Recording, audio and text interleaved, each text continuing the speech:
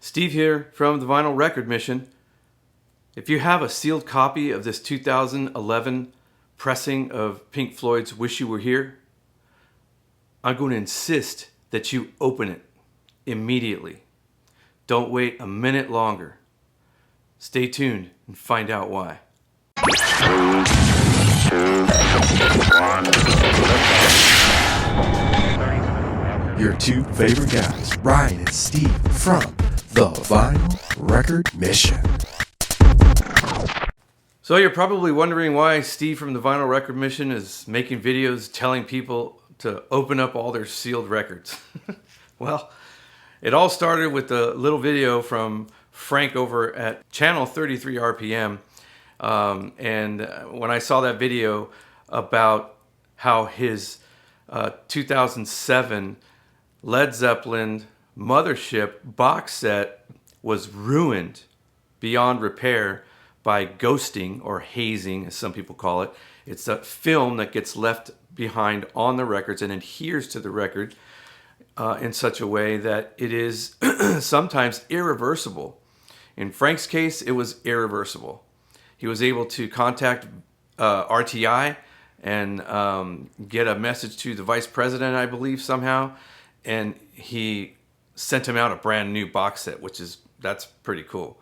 Frank's video was very, very enlightening and alarming at the same time, because I had that box set and mine was sealed. So I was very concerned. I happily opened it up to make sure that I did not have that issue, but it also woke me up to another epiphany, and that's that why do I have so many sealed records? Why? I mean, I buy them to listen to them, and I should, like one of the viewers in the comments of that video said that he brings home every new record and sleeves it immediately with a proper sleeve when he gets home. And whether it's sealed or not, he's opening it, sleeving it, and then putting it, in his collection. So I thought to myself, I need to start doing that. Well, I'm a little behind because I've got probably a couple hundred sealed records or more. So I'm going to start doing it, but I figured I would start with the records that were from like 2000 to present, because in the 90s, I'm not sure if it was happening in the 90s, but they didn't start switching to these, the PVC inner sleeve didn't start showing up until that time. I think most of the people that have complained about the PVC inner sleeves and ghosting, their records were pressed sometime between 2000 and 2000, all the way up to 2023. I've heard people say that some of the Tone Poet inner sleeves left ghosting on their record. So that being said, I'm still going to open everything because I have 50, 60-year-old vinyl records that are still sealed. And I'm going to go through and open those. Probably no ghosting because those are paper sleeves, but sometimes they did have the plastic inner sleeves. And if they're sealed for too long, that can happen. I've seen it happen with other types of inner sleeves as well, where the records are sealed too tightly and for too long. It could leave an impression on the vinyl itself. So there's a multitude of reasons to open sealed records, and one of them came from Chance over at Concert Buddie, who commented and spoke to me after the Led Zeppelin Mothership video. And he told me that after he saw it, he started going, and he said he's going through his collection and cleaning a lot of his records. So he came across a sealed record from, I can't remember when it was from, but it had nothing to do with the quality of the record on the inside. It just happened to be the wrong record. It was a double LP, and in that album, he was sent 2 of the same records. He didn't get side 1 and 2 and side 3 and 4. I believe he got side 1 and 2 and side 1 and 2. So, word to the wise, you might want to listen to those too, Chance, because that could just be an erroneous pressing where you did get both of the right records. They just both got labeled with the incorrect labels. So the music might be correct, but the labels may not, and sometimes that drives up the price. I mean, I've sold erroneous pressings for lots of money. People love that stuff. Some people collect just erroneous pressings. So yeah, I'm gonna have a blast opening all these sealed records. I might even do videos on the sealed records that I'm gonna open up. But this particular episode, I'm going to show you what I found out about this. This is Pink Floyd's reissue of Wish You Were Here from 2011. Beautiful package. You know, inside it's got, I believe it has the poster, and well, I'll just show you because I had two of these. One of them was opened a while back and I hadn't listened to it for a long time. So here's my open copy. I had this open for quite some time. And I didn't even remember this because we forget so much about all of our records. But look what's inside of this. Yes, this is one of those pink, nasty, I would say this is made out of PVC because it's pretty thick and wobbly. And here's a sample of the one that came out of my Led Zeppelin box set. Pretty much the same density and thickness. This one's kind of clear. The other one's got a pinkish hue to it. I don't know if you could see that. It's kind of like pink. But anyways, that's what my vinyl record was in. And yeah, this is a really cool reissue. I guess it comes with this download. I wonder if that's still good. And then it's got the cool poster inside with the postcard, you know. Really, really nice packaging. The cover itself is stellar. Super heavy duty cardboard. Very, very nicely done. The inner sleeve, which is unusual to me that they provide you with this inner sleeve. This is pretty cool too. It's nice and thick. I just put it back in here. But yeah, the record itself, I cleaned it up, but I pulled this out and here's what I found. So there it is. There's some, what looks like ghosting. I don't know what else it could be. It's coming off of those pink PVC, I believe they're PVC sleeves, inner sleeves. I'm gonna see if I can wipe it off with just a nice cotton cloth and see what happens when I go over it like this. A lot of it came off. That's interesting. So people have said it's a gas. It omits gas, has a chemical reaction with the vinyl. It looks like most of it came off. So maybe if you catch it in time, it doesn't, you know, I'm sure the longer it's in contact with the vinyl, the worse it gets. Maybe the more it gets into the vinyl, but that looked like it was just gas that was laid on there or whatever it releases, but wasn't on there long enough or didn't have whatever optimal conditions it needs to get stuck on the surface. Well, anyways, the true test will be to listen to it and see if it affected the sound. So now that I've shown you that, and that was on an opened copy. That was a copy that had been opened for years. This right here, this 13-year-old sealed copy of it, which you can see was bought at Amoeba back in the day for $29.98. They're going for a little bit more than that these days, but not much. But we can definitely open this. I'm gonna unseal this. Amoeba does a really nice job at sealing their records. I put these on the back so I knew how old they were. This is 13 years old. But yeah, Amoeba, you can see they still have their strip on there. And they do this thing with their sealed records where they tape it along. They put a piece of tape on there because they put it in their own baggie. We'll get that off of there. And you can see they have it in a baggie. It's a sealed copy of the record.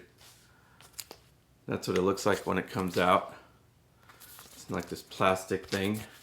And then that has, looks like a strip on the back that opens.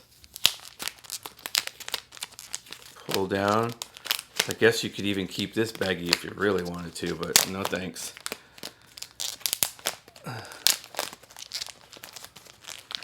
Most of these materials are all made, believe me, with cost effectiveness in mind first and foremost, which a lot of times leads to, you know, low quality results.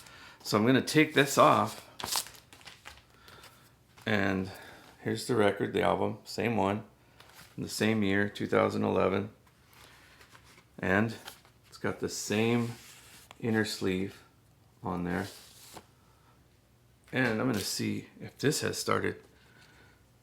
So just looking through it like this way, you guys probably can't see it, but it kind of looks like almost like dusty. Like I can see like something, a powdery film on the sleeve itself. And when I take it out, yeah, it's the same. It's the same. You probably can't see. I know this is really tough, but in that other angle of the one that was opened, there you go. You might be able to see it there. See that? Yeah, you can definitely see like leopard stripes right there.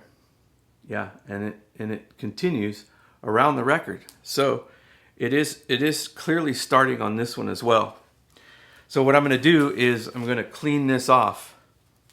And I already tested the other one for sound, and it sounded fine. I guess if you get to these records in time, it doesn't do any damage to the record. So again, this is just, I'm insisting, but it's just a recommendation. I don't want anybody suing me for coming back and saying, I opened my sealed record, now it lost its value, and Steve told me that I had to do it, but it's up to you. So I wanted to show you some of the other records that I'm going to open up today and see what the outcome is. This is an amazing Speaker's Corner. This is a 24-year-old record right here. And Steely Dan, everybody knows this has been reissued on so many, high-end audiophile pressings. Chad Chasm can't get enough of this Steely Dan thing. I'm sure he's released some pretty nice copies, but this right here, this sells for like $150. You can't find these Speaker's Corner editions sealed like this for much less. And I don't have any idea what kind of sleeve is in here, but like I said, I would love to listen to this record. So I'm actually, let's open it right now. Let's just open it. I don't know why we have to be so like protective of our sealed records. Just open them and listen to them, right? See that? That's a sealed copy right there. And I've got a beautiful knife. This is a nice one. This is a super thin blade. If you've ever had difficulty getting into this little tiny crack, these really thin blades are amazing. They just literally just drop in and then they just glide their way. Got to have a sharp one. If you don't have a sharp blade, it's literally gonna just like it tears instead of cuts. And you don't want that. So there it is. She is opened. Let's see what kind of sleeves in here. I have no idea. Oh, there we go. So the sleeve on this is a white poly-lined inner sleeve. So it's poly-lined inside. It's not just paper. Not sure what kind it is, but pulling this out, I'm getting a chub. It is absolutely stunning and gorgeous. No worries about this. Just nothing but pure excitement because now I get to listen to this amazing recording that was remastered to made to sound just as good as the original, right? Which I have a copy of that. Pure analog audiophile mastering, 180 gram virgin vinyl, high quality pressing from Speaker's Corner. So there's one you don't have to worry about. Nevertheless, I would still be concerned over the course of time. Remember, this is only in there for what, I think 13 years or something. So here's some other ones that I'm not open, not right now, but this is another copy of a great record. This is Ricky Lee Jones, and it's like this, amazing analog productions. This is 45 RPM, done on acoustic, and produced by Bruce Brody. Yeah, this is an amazing record. Stream it and check it out. They're anywhere from $60 to $70 sealed, probably. You can still find a few of them out there. This record is 16 years old, as it says right there on the back. And then this, of course, I'll be opening. This is David Bowie. This is another one that's only 12 years old, but I have no idea what kind of inner sleeve they used on this either. This is another one from Amoeba, you can see right there. So those are the more recent ones. I'm also going to be opening this, which is not very old either. This is 10 years old only. This is a 10-inch. And you can see how tight the shrink is on these. I mean, they're just really, really tight. That's the other reason to be aware of what happens to these records. They call it shrink wrap for a reason. So back in the old days, they shrunk the cellophane or whatever it was onto the cover, and over time it continues to shrink. If they didn't perforate them in the back with air holes, it could be a nightmare over the course of time, especially if the records aren't properly stored. The hotter it gets, the more it shrinks, and then you end up with warped records. Have you ever bought a sealed copy of an amazing record from like 50 years old, from the late 60s or early 70s, and you open that record and then you put it on your turntable and then it's like a roller coaster, if it has a warp somehow. I'll be opening this amazing kick-ass record from Woody Herman with one of my favorite drummers on here, Joe LaBarbera. This is an amazing kind of a funk, soul jazz record. Got Watermelon Man and Fat Mama on there with some killer breaks. So yeah, this is 52 years old right here, this record. 52 years old and it's never been cracked. But it looks like it's been stored properly. Doesn't look like it's warping or anything like that, but who knows? I won't know until I open it up, right? 40-year-old record right here. This is Ricky Lee Jones, the magazine. That will be getting opened as well. John Faddis and Billy Harper on Black Hawk Records. This record's 50 years old as well. Going to be opening my 50-year-old album from the Miracles here. I'll be opening this 50-year-old gem from a very dear friend of mine, Mark, over at Mad for Vinyl. And this was sent to me a while back as VCLT. I just haven't had a chance to crack it open and listen to it. But yeah, it's sealed. It's 50 years old. Thanks again, Mark. I really appreciate it. I'll let you know how it turns out when I open this thing up. Have a look at Mark's channel. It's called Mad for the number and then Vinyl. Mad for Vinyl. An amazing channel. The guy is just a musicologist when it comes to music and singles. 45s he's really fond of the 45, and he's got a great collection. So, but check him out. Yeah, he digs up some really nice stuff, and I've learned a lot from his channel. Duke and Clark Project here. Yeah, or Clark and Duke Project, however you want to say it. Ryan and Steve, Steve and Ryan, whatever. This is another one that's 40 years old. Here's a Japanese pressing. We always know the Japanese seem to do, like, their inner sleeves are always proper, but this I'm curious about because this is 40 years old, and I'm not sure what's going to be awaiting me inside of there. This I'm really excited about. This is probably the oldest one in the bunch that I've dug up so far. This is almost 60 years old. Yep, this is Duke Ellington and Frank Sinatra. This is the record that Chad Chasm just super thrilled about. He's reissuing this right now, but I have a sealed OG copy of this. This has got, you know, Johnny Hodges and Cootie Williams on there. So this should be an amazing record to crack open and listen to. A little bit of jazz from 45 years ago. Yeah, this is Ronnie Cooper. Man, this guy's amazing. I heard him on K-Jazz, and I went out and bought the CD because what I heard was a later issue not available on vinyl. But then I went down his discography and found this early, one of his first Xanadu pressings, which is another great jazz label if you like jazz. It's a 70s jazz label. This was done in 79, and it's got Ronnie Cooper, baritone sax. Give Mulligan a run for his money any day. Tom Harrell, trumpet, flugelhorn, and you've got Mickey Tucker on piano, Dennis Irwin on bass, and Eddie Gladden on drums. So I can't wait to crack this open. I will definitely be having a listen to that.